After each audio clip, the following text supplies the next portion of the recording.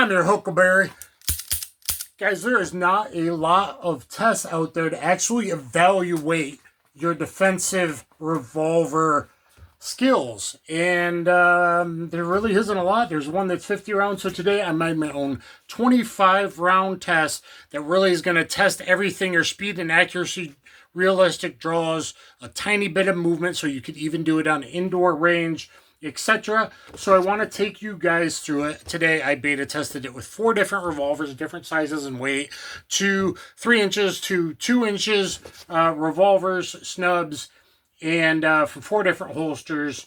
So I think this will be a very good and useful test for all of you, because quite frankly, a lot of people carrying snubs are not nearly as good as they think they are, and they're like half the time in accuracy that someone should be with a auto-loading pistol. So I want to take you through it. It's meant to be done concealed, but I've made it so you can also do it from low ready if need be. Doesn't matter if it's from 3 o'clock outside the waistband, as you saw there. Doesn't matter if it's appendix, as you saw there. You can even do it hand on in a pocket holster, because a lot of you carry pocket holsters. So there is of course, those were all checked multiple times. There is ways of doing it all. Let me show you one draw before we break it all down. Guys, stage 1 and 2, you're de-escalating from the fence position with your hands up, talking, I don't want any problems, man, I'm sorry, that kind of thing. Stage 1, you're going to step out your strong side. So that's my right leg, I'm right-handed. Your strong side is going to step out to base. As you draw, shoot 2 from bent elbow position, and then you step your weak side leg back as you push out to the headshot. Okay? Why? Because that step makes the difference between here and here, where the bad guy can grab and get in an entangled gunfight. So it is a step out, bent elbow, step back to the headshot. Stage 2 is strong side only, as if you're holding back your wife from instigating things, or you're holding a hand, or you're holding, dude, I don't want any problems, I don't want any problems. You have to strong hand only draw. So I don't cheat, do that. You're busy with this arm, and it could be if you're in a grapple, you do this, and you draw that way. 3, strong side only, transition to weak side only. Now we'll break it all down. All right, guys, I think you're going to like what I came up with. I hope some people out there will test themselves, post their times, even make videos. If some of my wheel gun loving friends like HR Funk would do this, or Greg over at Lion Quest Fitness, or Gun Sam, that would be super awesome. So the goal is to best prepare you for an actual defensive gun use where you have to pull the trigger. And you carry a revolver. Now, this can be done with like a 5-shot J-frame. This is close to it. Taurus 856 Ultralight 6-shot. But you can do this with 5 shots. Okay, you can do it with various calibers. You can do it with various sizes. Today, I first did it with this Taurus 942 22 long rifle. Then with 6.92 in 9mm. Then 38 Special with the Rossi RP63. Much heavier, and then with the ultralight Taurus 856. So I wanted to kind of check the times with different holsters, carry positions, etc. It is a very hard test on purpose. 25 rounds, so ideally with 1 box of ammo, you can either do it twice with your carry revolver, take 2 revolvers, or with 2 boxes of ammo like I did here, 4 revolvers, and that is a full revolver training day. You're getting a lot of work in. 7 stages from 2 to 15 yards. 7 stages from 2 yards to 15 yards. So, like I said, first did it with the 22 long rifle. Then I did it in 9mm. Then I did it in 38 Special with the Rossi RP63, though this is a 3-257 Magnum. And 38 Special again with the ultralight, to kind of make sure that things are fair and that it is doable, though there are stages that are definitely going to be extra spicy. 2 of them time-wise for quite a few of you, but those are really the times you want to be in a defensive gun use. So let me talk a little bit about defensive gun use. Number one is awareness. Number two, be tuned on to what's going on. You really want, at minimum, a draw to first shot at 2 seconds. But if it's 2 seconds or God forbid later, which it is later, a lot of you guys with your snubs, if you're doing a 2.3, the chances of you getting shot in an exchange of gunfire or stabbed or whatever go up exponentially. 1.5 to first hit's really good. Some people claim 1 second draw to, but that's like on apps. It's usually not to a first shot. If you can do a 1.3, you're awesome. 1.5 is super, super good. Can you do 1.5 in winter clothing? Maybe not. With gloves on? Maybe not. 1.75, you'll probably win your gunfight. Okay, if it's 2 seconds to first hit, and I'm talking a zone hit, a zone hit. This is using the IDPA. If you're 1.75, you'll probably win. So from cold, I'm not talking warmed up after 10 trial runs. I'm talking defeating cover garments. But this is to be shot on an IDPA target or similar, but it's meant for IDPA target with a 5.20. A 5.20 scoring, which is very hard. A lot of people do 5.31. This is 5.2, and this is 0. So here's my IDPA target: 5.2, 5.2, okay? So it is hard for accuracy because handguns are not rifles or shotguns, and it's even smaller than this. You got to put them in the heart, or you got to put them in this T-box area, okay? And that's it. Anything else, like a low shot here, you're like, well, I hit the guy, that's combat accurate. If you shoot someone down here in the stomach, it does nothing to really stop them from trying to kill you, okay? Slow leakers don't do a whole damn lot with handguns. Handguns are not rifles or shotguns. It's not the movies, okay? So you need to use a timer. I had one on the Range Tech Range Timer today, but there are tons of apps that work so download an app to your phone and start timing yourself if you're allowed to draw. So it's meant to do from some kind of concealment. I did all t-shirt over. I'm a little better 3 o'clock, like winter, if I throw a coat or a vest open, but from concealment. Or if you're using a pocket holster, you do get to cheat the draw hand on.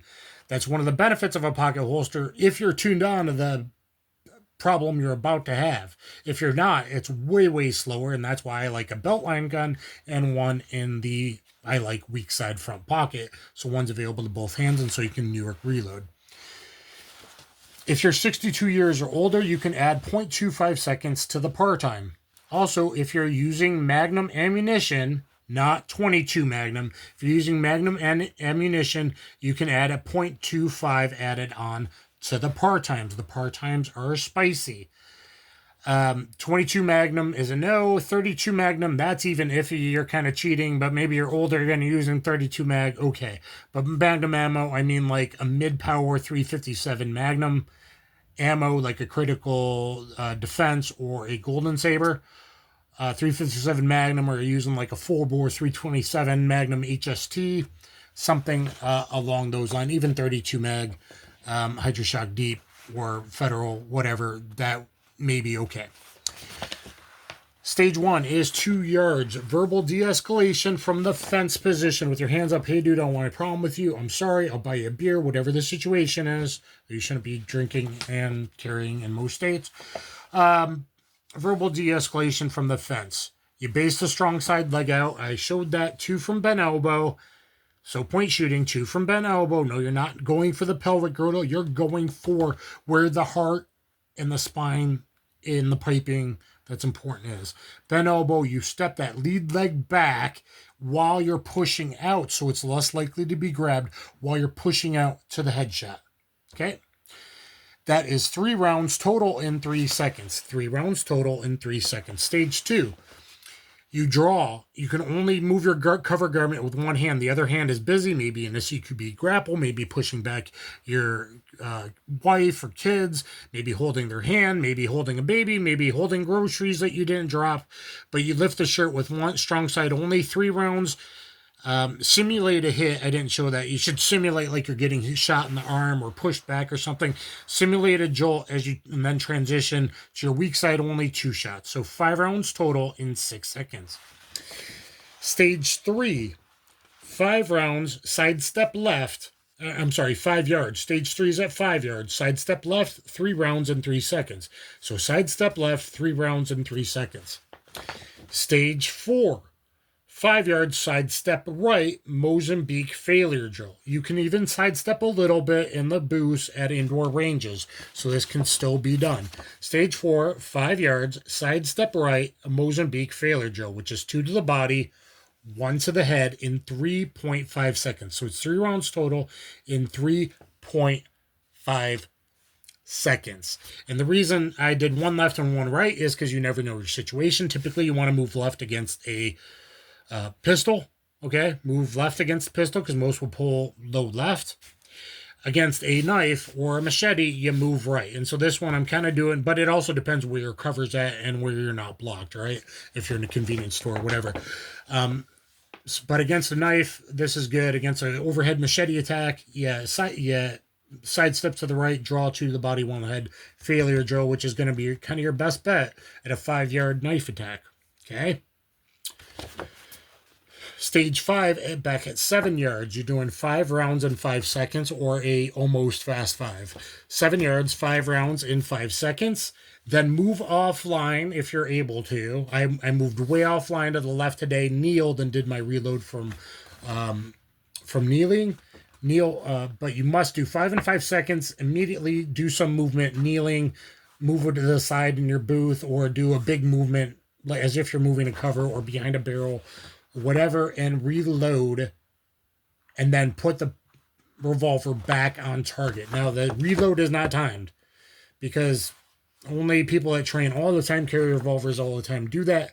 But this does kind of teach you should have a reload on you. I prefer New York reload plus a reload to be used to either of them, like I did today at dinner after the range. But move offline. Go to kneeling if you can, or even in your booth, kneeling if you're able to without getting yelled at, and reload. Okay, reload somehow and push it back out. Whether you reload at least 2 or 3 rounds at a time, like my Zeta 6 K-Pack 2s, or you reload all 5 or 6 in a speed loader, whatever, that's fine. Stage 6, back at 10 yards, is 3 rounds in 5 seconds. Now, these last 2 stages could be hands relaxed. You could be talking from a fence. Hey, man, stay away from me. Keep your distance. Don't stop approaching me. I have done something like that before. Or even in a clover leaf under your shirt, like you're counter ambushing to a potential mass killer. Okay, so you could do any of those. Stage 6, 10 yards, 3 rounds in 5 seconds. Stage 7, 3 rounds in 6 seconds. 80 out of 100 points needed to be competent. If you don't get 80, you probably shouldn't be carrying a revolver. Okay, little SNUB J-frames are very hard to shoot. The ultralight, in my opinion, is way easier. This 856 ultralight, especially with the big dot night sight added on. And custom wolf grips from customwolfgrips.com. You can switch over to premium grips, custom wolf grips, really cool. Okay, 90 out of 100 to get advanced. So let's look at the 3 targets I did today. Please don't click off. With the 942, 4.3 ounces unloaded with these custom wolf grips. Available at premium grips, custom wolf grips at premium grips. 24.3 ounces unloaded. I got a 94 out of 100. 94 out of 100. My first run trying this out. You want to get in here or here, right? That's what it's all about, baby. Then with the 692, I had to adjust the sights to 9mm. I had always had them set for 357. Had to raise my elevation. And I did use some 124. And by the time I got sighted in, I ended up having to use some 115. But it is what it is. With the Tor 692, I scored 6 out of 100. 86 out of 100 competent. So there's what the target looks like. Okay. And that was 3 o'clock in this leather holster. This was in this Cardini holster, but it prints too much for me. The clip's not quite deep enough with my belly. Next up was the Rossi RP63. 3-inch 357 Magnum. This is 28.5 ounces unloaded here with the lock grip. That is kind of very concealable, but gets your pinky under. I do like it for 38.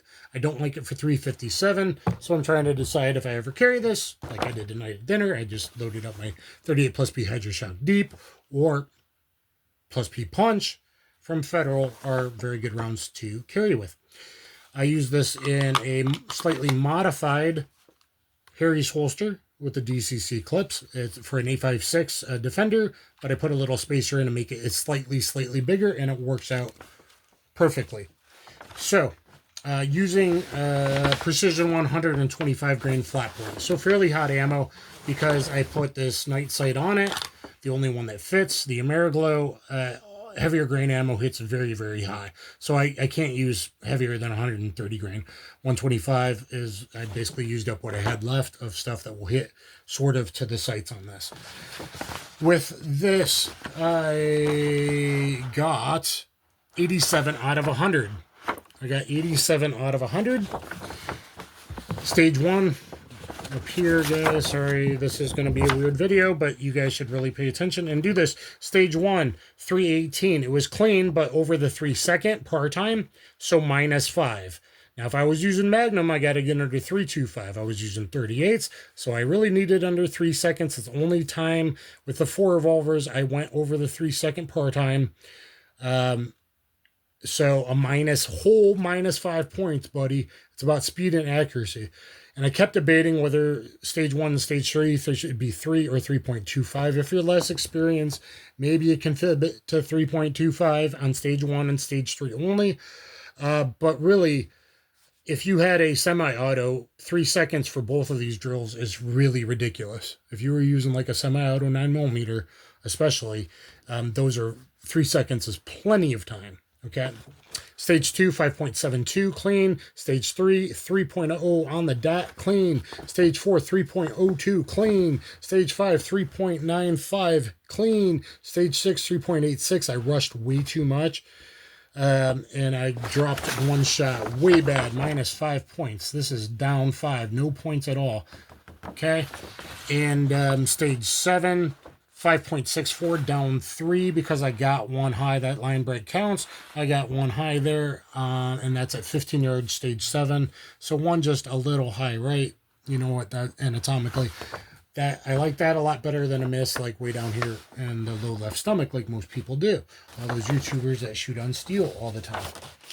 Okay, and next up was the last but not least, the 8.56 Ultralight, which is more likely what a lot of you are carrying or pocket carrying. I didn't do it from the pocket today.